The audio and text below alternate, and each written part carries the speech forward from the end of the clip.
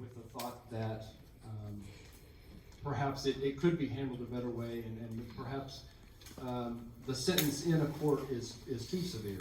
So I think by better plea bargaining, working closely with the defense attorneys to build that rapport with them in order to plead those out instead of having to go to trial. Thank you. James. One of the problems we've had in Lavaca County for a long time has been a lack of felony criminal trial experience. We're talking about felony trials, and we're talking about preparation is the key to winning in the courtroom.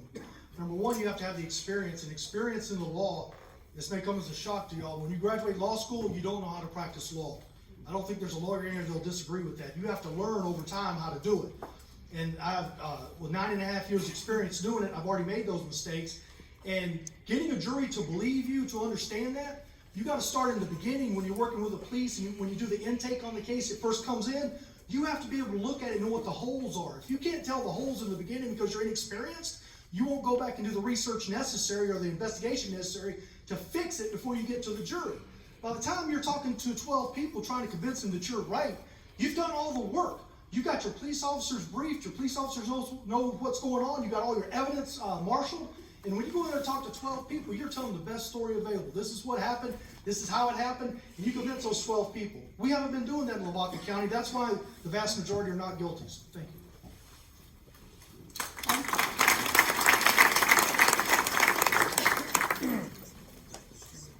Who is responsible for the preservation of documents and evidence for trials? Is there a history or problem with lost or misplaced evidence in Lavaca County? Kyle? I don't believe that there is a problem with lost or misplaced documents, no. The person responsible for that is the county attorney's office. Thank you. James? Evidence, when it is seized on the street, it's seized by a police officer. Now, a police officer then takes it and puts it in a locked, secure room we normally call an evidence room. And there's a chain of custody, so we know who touches it, who looks at it, who has access to it. Depending on what that evidence is, it's, again, kind of a trick question, because if it's a drug case, then they're going to send the drugs off to be tested. If it's DNA evidence, it's going to be sent off to be tested. In the chain of custody, once it goes off, it will eventually come back with the test results. It'll go back in that evidence room, and it'll be secured there. The county attorney doesn't secure the evidence. The evidence is secured in those locked, secure rooms. And what was the rest of the question? I'm sorry? Is there a history or problem with lost or misplaced evidence in Lavaca County? I'll tell you, there's a problem with producing convincing evidence at trial. I don't know if it's lost or misplaced from the beginning or before they get to the trial, but having tried many cases in Lavaca County, I can tell you there's a disconnect between what someone has been accused of and the evidence produced at trial. Thank you, Joe.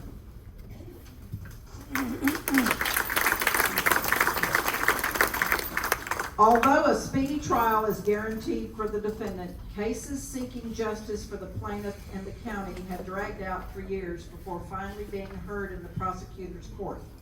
What is the reason for this, and what is the reasonable time expectation from indictment to trial? James. Again, a trick question. And I'm sorry, I'm teasing, sure. Okay, from indictment to trial. Okay, that's kind of a trick question because they get arrested. So I don't know if they're talking about the original arrest or down the road once they get indicted and then on. So from arrest to indictment, they've got 90 days to get them indicted. Otherwise, they're entitled to a bond which they can afford, which means that felony offenders can be back out on the street, and then they can indict them anytime within the statute of limitations. So sometimes the case intake is the problem here, though, if we want to talk frankly about Lavaca County. The cases don't, because of the lack of technology, they're still using paper files, the only county I know that does that. So they don't have a real good tracking system on moving it from arrest through indictment, through trial. You have to marshal the evidence, you have to reject cases sometimes for further investigation, and those cases fall through the cracks and they don't get them processed in time. The answer to the question, though, is less than 8 months. Anything beyond 8 months is considered unreasonable. Thank you. Wow. It is tough getting cases to trial. A lot of times when we get the case, we do have to do some additional investigation, and so that takes some time. We only have grand juries once a month, and so we're only able to bring the grand juries in that one time in order to get those indictments. And so whenever we're working to get the evidence and to get it indicted. We're already several months into the process. Now, another issue is the district judges. They give us about 3 trials every year, and usually that allows us, each one of those trials allows us to do 1 case, and so that's about 6 felony cases every year. That's not a whole lot, and it does take a lot of time for us to be able to get those to trial, just waiting on the trial docket with the district judges. Thank you. One last question. The state of Virginia is passing laws outside of their Virginia Constitution. How would you ensure and help defend our citizens' 10th and Second Amendment rights against such a state government? Kyle? If those laws are passed, first of all, I would use my connections with the legislators to prevent those laws from being passed. I've worked closely with them before on some other issues, and so believe that I could sit down with them and talk about those issues to prevent them from even passing those. Now, of course, if those laws do get passed, we do have an obligation to follow those laws, and then it would be up to the grand jury or the citizens of Lavaca County how they would like to go about prosecuting those laws. James? First off, I'd talk to local law enforcement. I'm assuming these laws that you're discussing are in violation, or at least we feel they're in violation of our Texas and our federal constitutions. I will not be enforcing any laws that I feel they're in violation of our federal and our state constitutions. And we'd be working with law enforcement to make sure that law enforcement, which I understand have the same opinion that I do, which is we shouldn't be enforcing unconstitutional laws. I assume we're talking about the red flag laws, the gun seizure laws, the things I've been reading about going on in Virginia. And you have to understand that a prosecutor has a wide latitude of what he or she can do. They can prosecute or choose not to prosecute any number of cases. And if I felt that it were unconstitutional law, I wouldn't be enforcing that unconstitutional law. And that'd be and as far as challenges to it, that would be the responsibility of the Attorney General. They handle constitutional challenges to laws that are passed. Thank you both.